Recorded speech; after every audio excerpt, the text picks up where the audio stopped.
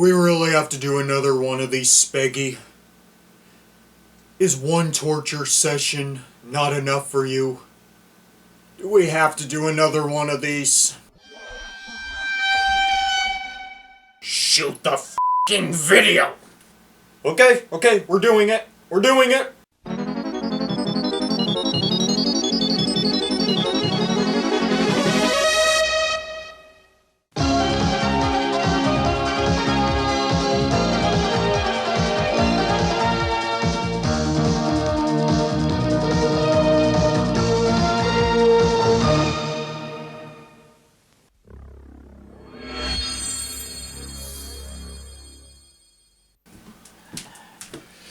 Well, here we go one more time, ladies and gentlemen.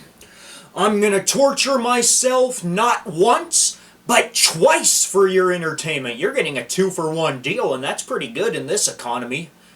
Very rare when you get that kind of deal. So you already know the two shows we're gonna be featuring on this final installment of this miniature series that combines Lardlogo Will Watch Anything with Repressed Childhood Memories, both of them combined into one. This is kind of a therapy session to kind of accept the fact that I was a weird little child like 14, 13 years ago. We already did this just a few days ago, as you know. I don't know when this thing's going to broadcast on my main channel. Why did I stutter? Speggy Man has a copy of it. I don't know when he's going to upload his version. You're getting two opens on this one. You already know the two shows we're featuring. The one disclaimer I'm going to bring up, other than the fact that, yeah, these dilapidated headphones are still here. I have money this month, got paid a decent amount, but it's probably all going to go towards bills, because that's all my money goes towards. Bills, it never ends. Bills, gas, and food, and stuff for the animals. So the one thing I'm going to say before we hop into this, because I got to do two of these, and I don't have much time. The distance between the last time I saw either of these two shows and, the present, as I'm shooting this, 10:38 p.m. on November 27th, 2025, is greater than Tough Puppy was. Tough Puppy was 2015. The last time I saw the latter of these two shows was in 2011. I can confirm that for sure. The former of these two, which is probably going to be the easiest one to get through, because there's a lot more good memories than bad. I saw some of the open here and I got a little excited. I want to say it was early 2012, because I'd like to say my obsession with 90s Nickelodeon did extend into early 2012 before I kind of moved on when I fell in love with one of the girls in my 8th grade band class. Let's hop right into it. Okay. Oh yeah, some pretty good memories right there. Oh no.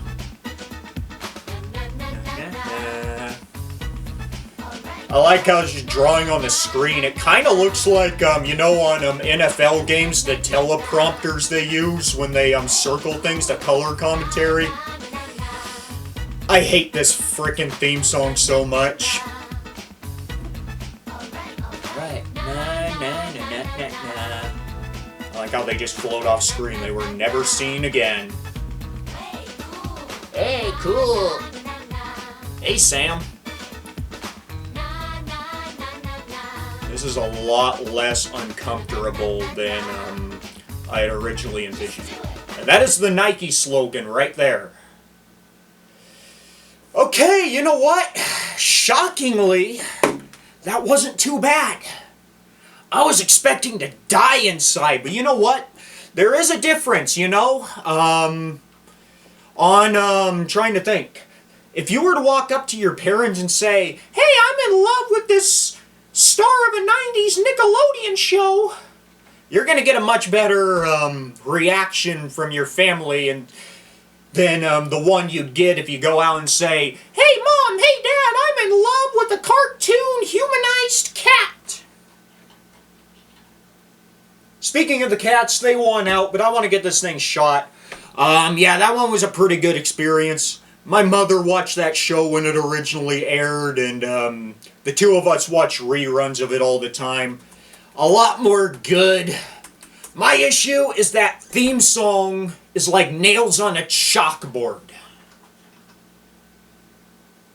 Once upon a time in like 1990, someone got paid big bucks to write na na na na na na na, hey cool, na na na na na na na, alright, na na na na na na na, just do it. Someone got paid big bucks to do the bare minimum. And I wish I could do that. If I were to do the bare minimum at any of my jobs, I'd be terminated. Hope you guys didn't see my Mountain Dew mouth right there. It's pretty bad. I refuse to show you my teeth. That's why any shot of myself talking is from way back like this one. Now this second show I have very little experience with. I saw maybe 1 or 2 episodes. But, this one I'm not as excited to revisit because I'm kind of going into this one blind. All I remember about this show...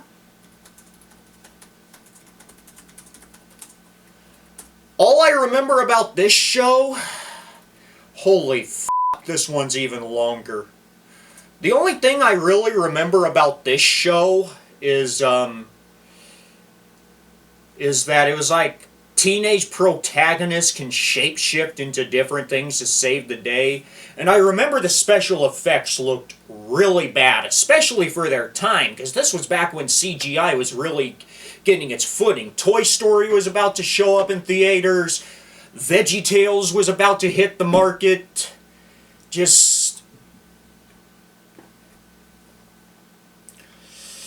Yeah, this is going to be... I'm starting to have memories of this show flood back, and this might be another tough puppy situation. Hold on a second. We've only been shooting for 7 minutes. I could have sworn this was a longer one. I was expecting this thing to take like 20 minutes. Alright. I completely forgot this show existed. In my memories, I thought it was just a Capri Sun commercial. Unlike the last episode, I haven't downloaded either of these yet. Melting and morphing, all clips. Yeah, this seems like this would be someone's fetish on DeviantArt. I have one major story that I remember from this show that I will tell to you guys as soon as I watch this thing. Oh yeah, that CGI is fucking awful. Pardon my language. Mill Creek Entertainment. I think that's a DVD distribution company. June 6, 2017. Okay, I'm done f***ing around. Oh boy, just looking at the first frame of this thing, let's watch this thing. I got my volume down on low and the cats are up, that way they don't rip this audio jack out. This is the torture that you were excited to see, Speggy, and any other viewers that come on this. This is what you want. Okay, I can definitely see why that only lasted like 2 seasons, why Nickelodeon doesn't really revisit it anymore. That was another uncomfortable experience. That was only like 65 seconds long, but that felt like 5 minutes. That was a bad one. So, I have one story about that show that I specifically remember. So, a couple of months in to the 90s or all that block, which I watched religiously when it wasn't a school night, they finally started toying around with putting other shows on there instead of the core 4. The former of the two we saw was, now I got the freaking first song stuck in my head, and you know what? It's not as bad as I originally remembered it being in the pause between the last time I saw it and now. It's kind of decent sounding. The whole open feels like a mental breakdown. Someone trying to use a teleprompter while having a mental breakdown. The second one, yeah, that just feels like one of those, DeviantArt fetish things. Okay, so, they were running that show for the first time on the network. It was the first time in almost a decade. Keep that in mind, because it's relevant to later on the story. I was so freaking excited. I'm not going to censor this, by the way. This is going to be one of the last programs I release where there's no censored speech. This and then the Uncanny Logo special, which we paused to shoot this for. They had finally added this show to the lineup of the 90s or all that, which was the name of the block. And no physical pain this time, but I do feel instant regret watching that second open. The tough puppy one will be the greatest reaction of the three if I had to rank them right now. I have yet to rewatch this. This is still shooting. So they had finally added The Secret World of Alex Mack. They were going to run an episode of it on the block. And I was so freaking excited. I was like a child on their birthday, all excited to get out of bed and open their presents. I was so excited sitting through school that day, so excited at home waiting for the block to start up. I even skipped Wee Wee Smackdown so I could watch this. I was so freaking excited. The open finally starts up. The show finally comes up. I'm sitting right there on that sofa. The living room's right there because, of course, it's a big moment. I gotta watch it on the big TV. I don't want to watch it on the little TV in my room. I want to watch it on the big TV. So the show opens, and wouldn't you know it, my brother has his Xbox system, his Xbox 360, connected to the television. He comes in. He changes to the HDMI channel, not to be confused with that Family Guy Funny Moments channel, if they're even still on. And he turns on his Xbox to play his Shaun White skateboarding video game. And all my excitement and joy, it's gone. Now I'm freaking angry. I am really mad. I have been waiting for this all day long, from the time I had to get out of bed and get ready for school to the moment it's finally on. And I was so mad that I got up from the sofa. I went up to him, got a hold of him, and pow! I headbutt the absolute out of him. And the rest is history. He ends up screaming and crying. Obviously, I just banged him. Okay, that last sentence sounded completely wrong. But I just pow right on him. And obviously, he's in pain. I'm in pain too, as hard as I hit him. Well, naturally, my family comes in to see what happens. And now it's time to try to come up with an excuse as to why I did what I did. And you want to know what my excuse was? They haven't aired this show in 20 years! Remember what I said a couple of minutes ago? The show was only 17 years old at this point. And the show had last been aired in 2003. So it was only an 8-year gap between the last rerun and the rerun that was taking place. Now, I do not remember what the repercussions were. I think I was sent to bed. I didn't get to stay up late to watch the Late Late Show with Craig Ferguson, which was my absolute favorite show. I think I was grounded from the computer for a set amount of time. Just grounded. There was no punishment day. This isn't Kalu. But yeah, I got into a pretty big deal of trouble. All that over whatever the frick that was. To get that angry over not being able to watch that. Yeah, that's both of them, and you know what? With the exception of that second one, which wasn't as uncomfortable as I thought it would be, this was actually pretty darn easy to do, you know?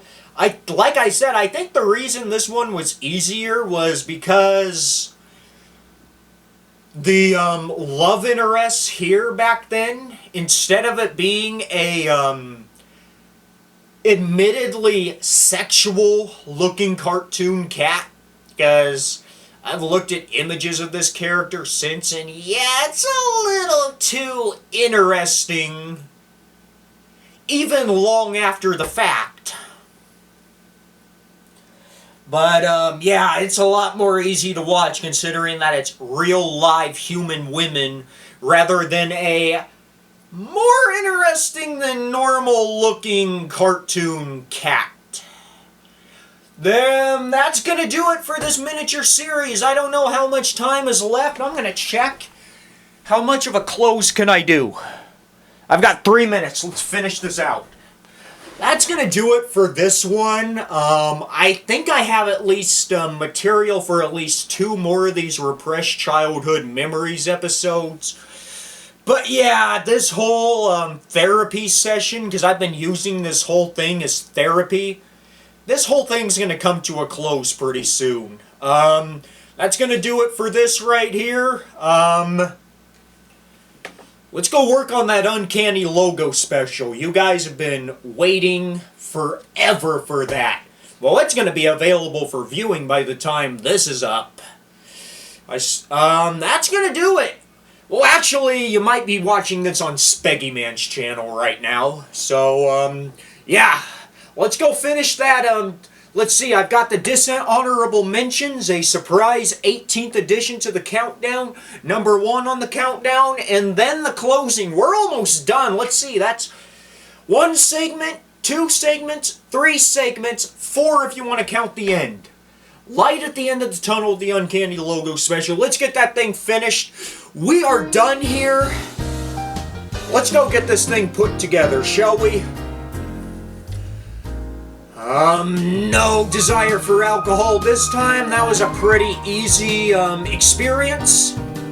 I apologize if there wasn't as much pain and suffering as you wanted. But hey, I said I was going to shoot it and we did it. Have a good night, everybody. I'll see you soon.